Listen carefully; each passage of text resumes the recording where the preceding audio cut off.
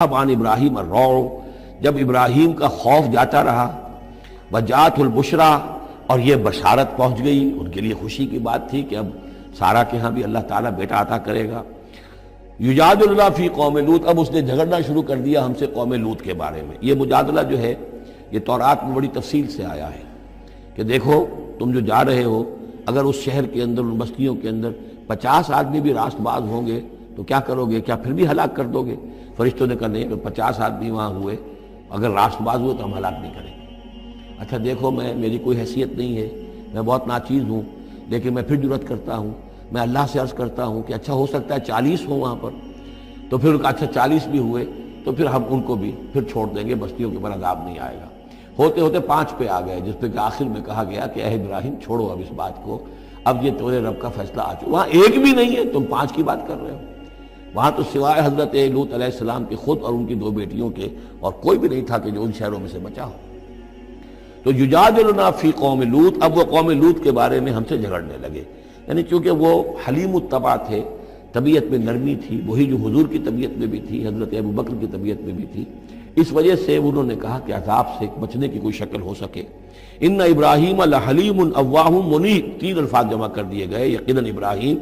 بہت ہی حلیم بھی تھا، بہت ہی نرم دل تھا، اور بہت ہی اللہ کی جناب میں رجوع کرنے والا تھا۔ یا ابراہیم عارض عن ھذا، تو اب کہا گیا ان سے کہ ابراہیم اب چھوڑیے، اب اس بات سے آپ ذرا قطع تعلق کیجئے۔ انہ قد جاء امر ربک، یہ تو اب آپ کے رب کا فیصلہ آ چکا ہے۔ وانہم آتیہم عذاب غیر مردود، اب ان پر وہ عذاب آ کر ہی رہے گا جسے لوٹایا نہیں جا سکے گا۔ وَلَمَّا جَاءَتْ رُسُلُنَا لُوطًا سِیءَ بِهِمْ ضَاقَ بِهِمْ ذَرْعًا، تو جب آئے ہمارے یہ فرشتادے بھیجے ہوئے، ہمارے یہ پیغامبر، یہ فرشتے لوط کے پاس، سِیءَ بِهِمْ، کہ وہاں پر یہ بھیجے گئے تھے بہت خوبصورت لڑکوں کی شکل میں، اور ان کے ہاں جو تھا معاملہ، آپ کو معلوم ہے کہ جو عبرت پرستی ان کے ہاں تھی اور جو سوڈمی تھی، تو یہ لڑکے خوبصورت آ گئے تو اس قوم کے لیے، تو ان کے لیے جشن ہو گیا کہ ہمارے لیے شکار آ گئے ہیں بہت اچھے، لوط کے ہاں بڑے عمدہ شکار پہنچے ہیں، لہذا وہ سب غول کے غول اب آ رہے ہیں، حضرت لوط علیہ السلام کے گھر پر چڑھائی کر رہے ہیں۔ تو جب ہمارے یہ فرشتادہ، ہمارے یہ جو نوجوان لڑکوں کی شکل میں جن کو بھیجا گیا تھا فرشتوں کو، جب پہنچے حضرت لوط کے پاس، سیء بہم، وہ ان کو دیکھ کر بہت غمگین ہوا کہ یہ بڑا میرے لیے، وضاق بہم ذرعن، ان کا دل بڑا تنگ ہوا، وقال ھذا یوم عصیب، اور انہوں نے کہا میرے لیے بڑا سختی کا دن آ گیا ہے، میرے پاس اتنی طاقت نہیں ہے کہ میں ان بدبختوں کا مقابلہ کر سکوں، اپنے ان مہمانوں کو ان کی دست برد سے میں بچا سکوں۔ اور وہ لوگ جو ہیں جانتے تھے جس قسم کی خبیث ان کی تباہی ہو چکی تھی کہ وہ کسی اپیل اور کسی دلیل سے بعد آنے والے نہیں ہیں، تو اس سے ان کے دل کے اندر جو ہے وہ ایک عجیب کیفیت پیدا ہوئی۔ سیء بہم وضاق بہم ذرعا وقال ھذا یوم عصیب وجاءہ قومہ یہرعون الیہ، اور اب آئی اس کی قوم اس کے پاس والہانہ دوڑتی ہوئی، بڑے خوشی سے ناچتے ہوئے آ رہے ہیں کہ آج تو ہمارے لیے جو ہے وہ بہت ہی عمدہ شکار پہنچ گیا ہے۔ وَمِن قَبْلُ كَانُوا يَعْمَلُونَ السَّيِّئَاتِ، وہ پہلے ہی سے ان گندے کاموں کے اندر ملوث تھے۔ قَالَ يَا قَوْمِ هَؤُلَاءِ بَنَاتِي هُنَّ أَطْهَرُ لَكُمْ، حضرت لوط نے فرمایا کہ دیکھو میری قوم کے لوگوں، میری بیٹیاں موجود ہیں، وہ تمہارے لیے بہت پاکیزہ ہیں۔ اس کے 2 معنی کیے گئے، ایک تو یہ کہ بیٹیوں سے مراد ہے کہ جو تمہاری بیویاں ہیں وہ میری بیٹیوں کے مانند ہیں۔ نبی جو ہوتا ہے وہ گویا کہ قوم کے لیے والد کی جگہ ہے، جیسے کہ قرآن مجید میں وَأَزْوَاجُهُ أُمَّهَاتُهُمْ، حضور کی تمام ازواج جو ہیں وہ پوری امت کے لیے ماؤں کے درجے میں ہیں، تو گویا کہ یہ میری بیٹیاں ہیں، اللہ نے تمہارے لیے ان کو پیدا کیا ہے، تمہارے لیے جوڑا بنایا ہے، وہ پاک جو ہے تمہارے لیے راستہ، اپنی شہوت کی کے تقاضے کو پورا کرنے کے لیے صحیح راستہ اس کو چھوڑ کر، اور یہ بھی ہو سکتا ہے کہ انہوں نے اپنی بیٹیوں ہی کو پیش کیا ہو کہ تمہیں اگر کرنا ہی ہے تو نکاح کر لو، میں اپنی بیٹیاں تمہیں نکاح میں دینے کو تیار ہوں، لیکن میرے جو یہ مہمان ہیں ان کے بارے میں مجھے رسوا نہ کرو۔ قال یا قوم هؤلاء بناتی هن اطہر لکم فاتقوا اللہ ولا تخزون فی ضیفی، تو اللہ کا خوف کرو اور دیکھو مجھے میرے مہمانوں کے معاملے میں رسوا مت کرو۔ الیس منکم رجل رشید، کیا تم میں کوئی ایک آدمی بھی شریف اور کوئی ایک آدمی بھی نیک چلن نہیں رہا؟ یعنی کوئی تو تم میں سے ایسا نکل آتا جو میرا ساتھ دیتا، جو میری ہاں میں ہاں ملاتا، تم میں تو معلوم ہوتا ہے کہ کوئی ایک شخص بھی شریف النفس باقی نہیں رہا۔ قالوا لقد علمت ما لنا فی بناتک من حق، انہوں نے کہا کہ اے لوط تمہیں خوب معلوم ہے تمہاری بیٹیوں پر ہمارا کوئی حق نہیں ہے۔ اس سے معلوم ہوتا ہے وہ دوسری ہی بات ہی زیادہ راجح ہے۔ وَإِنَّكَ لَتَعْلَمُ مَا نُرِيدُ، اور تم خوب جانتے جو ہم چاہتے ہیں، یعنی باتیں مت بناؤ، ہماری توجہ جو ہے ادھر ادھر لے جانے کی کوشش نہ کرو، تم جانتے ہو ہم جو چاہتے ہیں، جس کے لیے ہم حاضر ہوئے ہیں، جس کے لیے ہم پہنچے ہیں۔ قَالَ لَوْ أَنَّ لِي بِكُمْ قُوَّةً، انہوں نے کہا کاش کہ میرے پاس تمہارے مقابلے کے لیے کوئی طاقت ہوتی، او آوی الی رکن شدید، یا وہ کوئی قلعہ ایسا ہوتا جس میں مضبوط میں جا کر پناہ لے لیتا اور تم سے اپنے آپ کو اور اپنے مہمانوں کو بچا لیتا۔ یہاں ہے اصل میں حضور صلی اللہ علیہ وسلم کی ایک حدیث میں الفاظ آئے ہیں، یرحم اللہ لوطا لقد کان یاوی الی رکن شدید، اللہ تعالیٰ رحم فرمائے لوط پر، وہ ایک مضبوط قلعے میں تھے، اللہ تعالیٰ کی حفاظت تو انہیں حاصل تھی، لیکن یہ کہ اس وقت جو صورت بن گئی تھی ان کے لیے، جیسے جب جادوگروں نے جو اپنے انچھر پھینکے تھے اور وہ بھی بن گئے تھے فرعون کے دربار میں، وہ بھی شکل اختیار کر لی تھی انہوں نے سانپوں کی، تو حضرت موسیٰ پر بھی وقتی طور پر خوف طاری ہو گیا تھا۔ تو بدبنائے طبع بشری خوف کا ہو جانا یہ کوئی نبوت کی عصمت کے منافی نہیں ہے۔ تو یہاں پر بھی اللہ تعالیٰ کی حفاظت تھی، اور جیسا کہ آیا فرشتوں نے پھر ذرا سا ایک ہاتھ ہلایا اور سب کے سب اندھے ہو گئے، وہ اس طرح کا معاملہ تفاصیل تورات میں ہے۔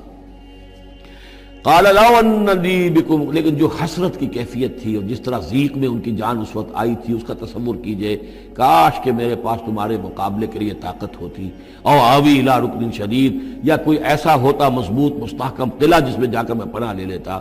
قالوا یا لوط انا رسول ربک، ان فرشتوں نے کہا اے لوط گھبرائیں نہیں، ہم آپ کے رب کے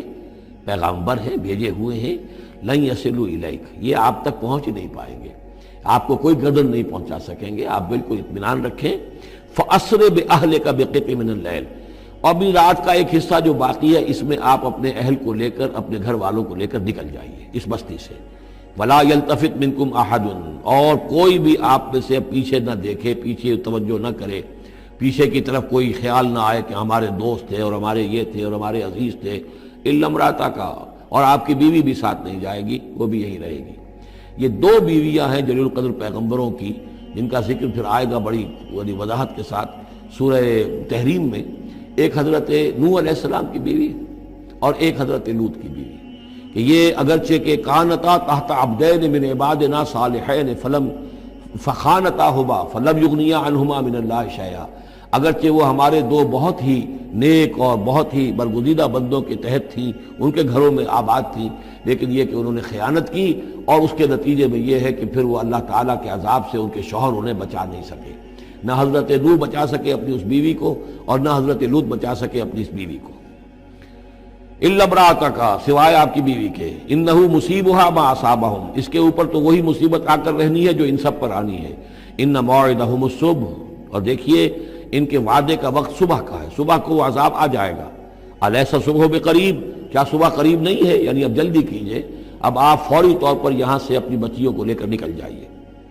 فلما جاء امرنا جعلنا عالیہا سافلہا، جب ہمارا حکم آ پہنچا ہم نے اس کے اونچے کو نیچا کر دیا، یعنی کسی بستی کو تلپٹ کیا جائے تو چھت نیچے ہو جائے گی اور جو بنیادیں اوپر آ جائیں گی، عالیہا سافلہا، الٹ کر رکھ دیا بستیوں کو۔ وامطرنا علیہا حجارۃ من سجیل، اور مزید ان کے اوپر ہم نے بارش برسائی کنکروں کی، پتھروں کی،